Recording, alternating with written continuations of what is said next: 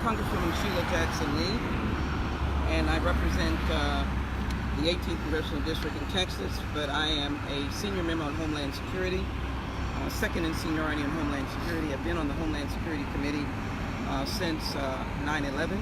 I served as the ranking member previously of the Border Security Committee. I'm delighted to have been assisted by Congresswoman Escobar that is doing an excellent job.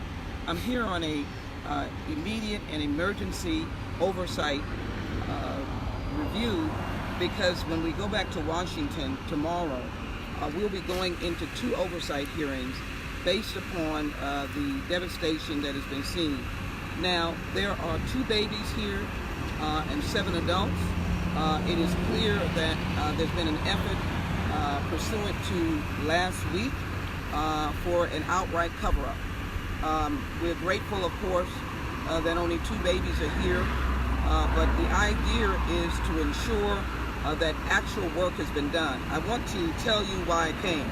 One, to address the conditions of babies, to address the conditions of children under 6, to address the question of bed space, food, cleanliness, medical care, time of stay, unaccompanied children, the number of agents, and also the question of versus men and women agents, Border Patrol agents, and the question of female hygiene. These are the issues that we are concerned about. Since my colleagues visited last Monday, the $4.6 billion has made its way, is making its way to the Department of Homeland Security and Health and Human Services. And so what we are looking for and what we have not found is the plans in place to do the following. I believe there should be custodial assistance, outside contractors, 3 to 4 times a week. I believe there should be a set-up medical facility, if you have to use contract doctors, at every one of these sites. We're getting ready to go to the Border Patrol site. I believe as well that there should be extra care for women. That means there should be OBGYN and pediatricians for babies and those under 6 years of age. I also believe that there should be the ability for any counselor or lawyer to access this site. I know some have already done so, but it should be a profound right when you're here and you are claiming a particular legal right, which is asylum. The second thing is that we understand children may still be separated from their children. The Trump administration indicated that they were ending that, or Congress demanded that they end that. We don't believe they're ending it. So we're here for oversight. All of this is going to go back to Washington. And frankly, it is a cover-up. I got this information from the individuals who are in charge here, but not able to view the sites. So it is now, because of the massive embarrassment, because of the outright declaration of incompetence by the Department of Homeland Security's own Inspector General, who issued this report this week, 2 days before we celebrated the birthday of the United States of America. We now have an official cover-up by the Department of Homeland Security. I can frankly say that this will not bear well in Washington. It is an outright disgrace. We will move on now to Border Patrol Station number 1, and then we will go to the Mexican border on the other side to see individuals that are now, if you will, hunkered down or at the border who've been denied entry. I want to remind everyone that the tragedy of the father and 23-month-old that died on the Rio Grande did not have to happen. He attempted with his wife to enter legally on the Matamoros Bridge and was told that the bridge was closed. Tears in my eyes as a mother. That means that this individual could have had a safe way to enter. All he had to be told, he didn't speak English, and I know that there are those who speak Spanish there. Wait, sir, we'll open the bridge in 3 hours. He did not get that right. This is a cover-up at the proportions from the secretary on down. And frankly, besides the issue of name calling that I do not hold to the whole Border Patrol and CBP, but it has to be cleaned out. And no member of Congress should not be shown any sight that they desire to have. This is management alert. DHS needs to address dangerous overcrowded and prolonged detention of children and adults in the Rio Grande Valley. It's sent as an urgent message to the Secretary. We have heard from the Secretary since this. He has not given us any solutions with the $4.6 billion. No solutions, none, regarding how he will take that money and manage it when we expect the surge to come in the next couple of weeks, including in August. I will be back, but we go back to Washington now, and I will claim that DHS is doing nothing but covering up from the top down to the bottom, and it is insulting the hardworking men and women who really believe in service. Some of them gave this information as whistleblowers, quiet whistleblowers, to the inspectors. And so these are certainly not unknown, but I think it is important to be able to show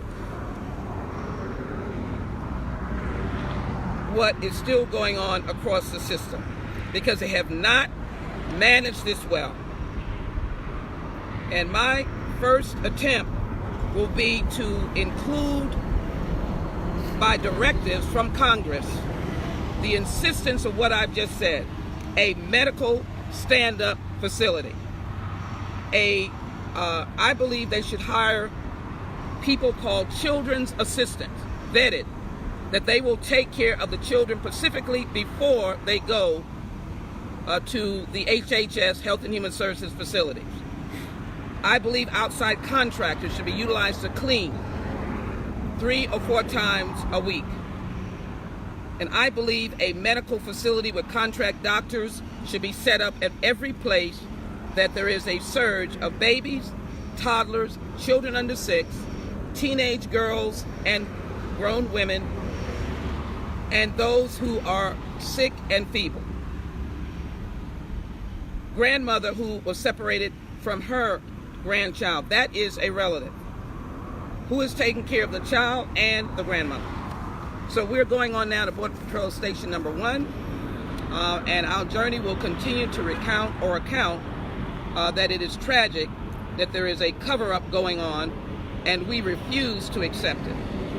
We absolutely refuse to accept a cover-up. Any of the children that were here, were they separated, or are they any of the separated children, or their parents are here with them? We believe they are separated children. We believe there are only 7 adult males here, but we will determine further. We're going back in. We're going to go back into the Border Patrol, Patrol number 1. Okay. Thank you. And I guess, have you seen any change that has been made since Veronica Escobar and all the other congresspeople came visited last? No, because they're covering up and they're blocking me from coming in to see whether there's been changes or not. Oh, so did they let you into the facility? Or not into the facility. No. But speaking to the individuals there. So I imagine there is no change. That is why we're going on to Border Patrol number 1. And that is why this is not the last they're going to be hearing from members, particularly members who are senior members of the committee. And I frankly believe this is completely attributable to the members who came last week, telling the truth, and also my previous visits where we walked around and saw the metallic blankets, the crowded cells, and that they have done nothing. There's no medical facility here. There's no extra care for the coverage for the babies. And I just demand the Secretary to answer to the American people why he's in the midst of a cover-up to a senior member of the Homeland Security Committee. And this will not be the last time that he's heard from Congresswoman Sheila Jackson Lee. We're in a fight, but we're in a fight for the lives of these children and these individuals who've claimed asylum, and those who have done nothing wrong but to seek relief from the desperation. That's why we're going across the border to talk to some of them now. So that's the next move. Go on. After the Border Patrol, we're going over to the border. I said you also you're gonna. You said you were gonna check out the Number the side one, of Border Mexico. Patrol Station number 1. Um, That's a 30 minutes in another direction.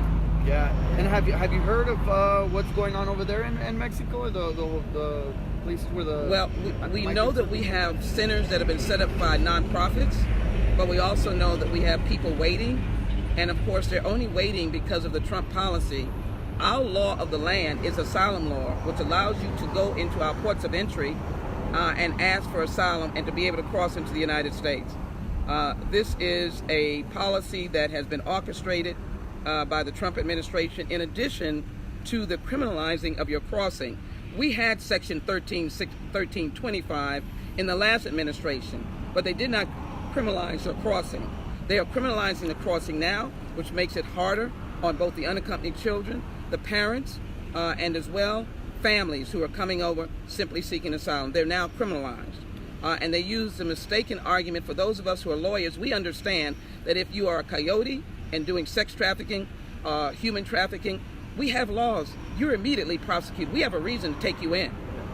So we're not saying to the American people that we are allowing people to come in, criminals, and not doing our job. Individuals who are MS-13, we have a way of prosecuting. Individuals who are terrorists, we have a way of prosecuting. So there's no gap in allowing people to come over.